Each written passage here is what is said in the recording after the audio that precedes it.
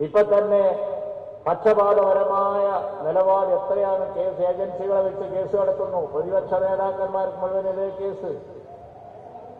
അതുകൊണ്ട് തന്നെ ഈ രാജ്യത്ത് ജനാധിപത്യത്തിനും അതുപോലെ തന്നെ നമ്മുടെ നാടിന്റെ ഈ സിസ്റ്റം, ഈ ജനാധിപത്യം, നമ്മൾ അഭിപ്രായം പറഞ്ഞുകൊണ്ടിരിക്കുക, നമ്മളെ സ്വാതന്ത്ര്യം, അതിനുവേണ്ടി പോരാടിക്കൊണ്ടിരിക്കുന്നത് നമ്മളാണ്.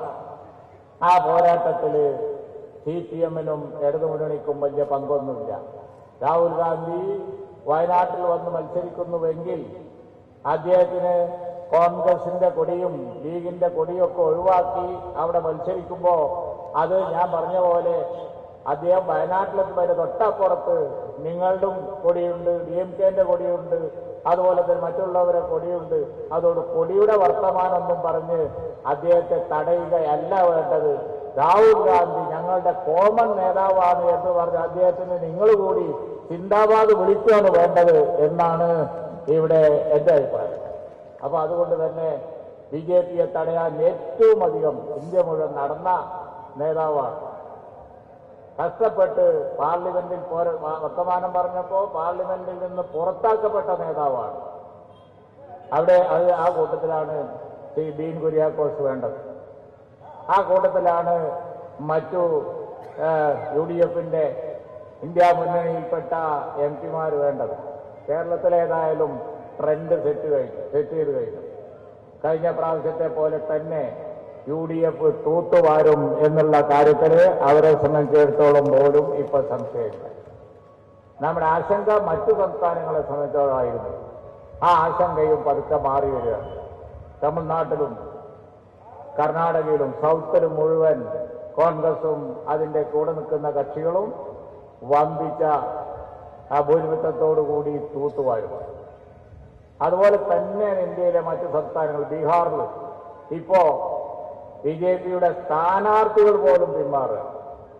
UP-യിൽ വലിയ കലാപമാണ്.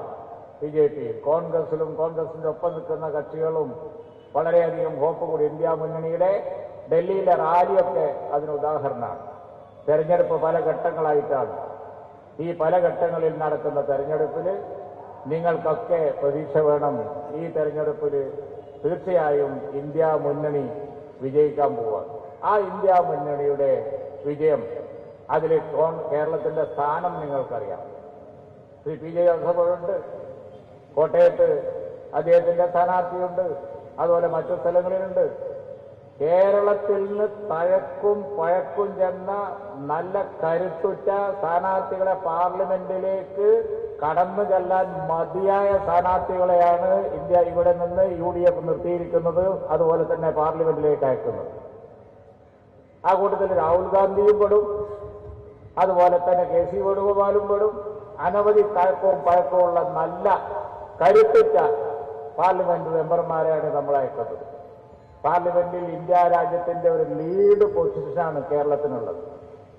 വലിയൊരു കഴിഞ്ഞ പാർലമെന്റിലും അങ്ങനത്തെ, ഞാൻ കുറച്ച് സമയം പാർലമെന്റിൽ ഉണ്ടായിരുന്നു. ഒരു നല്ല ലീഡ് പൊസിഷനാണ്. ആ ലീഡ് പൊസിഷൻ ഇന്ന് ഇന്ത്യയിൽ ഭൂരിപക്ഷം കിട്ടുന്ന, ഇന്ത്യ മുന്നണിക്ക് ഭൂരിപക്ഷം കിട്ടുമ്പോൾ ആ ലീഡ് പൊസിഷൻ മനോഹരമായി നമുക്ക് അവിടെ നിലനിർത്തേണ്ടതുണ്ട്.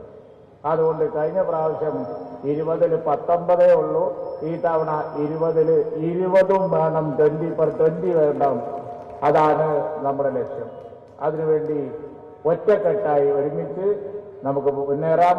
ഞങ്ങൾ UDF-ൽ കോൺഗ്രസ് എന്നോ കേരള കോൺഗ്രസ് എന്നോ ലീഗോ എന്നുള്ള വ്യത്യാസമില്ല. എല്ലാവരും ഒറ്റക്കെട്ടാണ്, യാതൊരു സംശയം വേണ്ട. കൊടി കൂട്ടിക്കെട്ടിയാലും കൂട്ടിക്കെട്ടിയില്ലെങ്കിലും ഞങ്ങൾ ദൃഢമായ ഐക്യത്തോടുകൂടി ഈ UDF-നെ ഈ പ്രാവശ്യം കേരളത്തിൽ 2020 ആക്കി മാറ്റും, ഔട്ട് ഓഫ് 2020 ആക്കി മാറ്റും എന്നാണ് ഈ സന്ദർഭത്തിൽ എനിക്ക് പറയാനുള്ളത്. എല്ലാവരും ഒറ്റക്കെട്ടായി ശ്രീ ഡീൻ കുര്യാക്കോസിന്റെ വിജയത്തിന് വേണ്ടി ശ്രമിക്കണം എന്ന് പറഞ്ഞുകൊണ്ട് ഞാൻ എന്റെ വാക്കുകൾ സംഭരിക്കുന്നു. എല്ലാവർക്കും നന്ദി. ജയ്.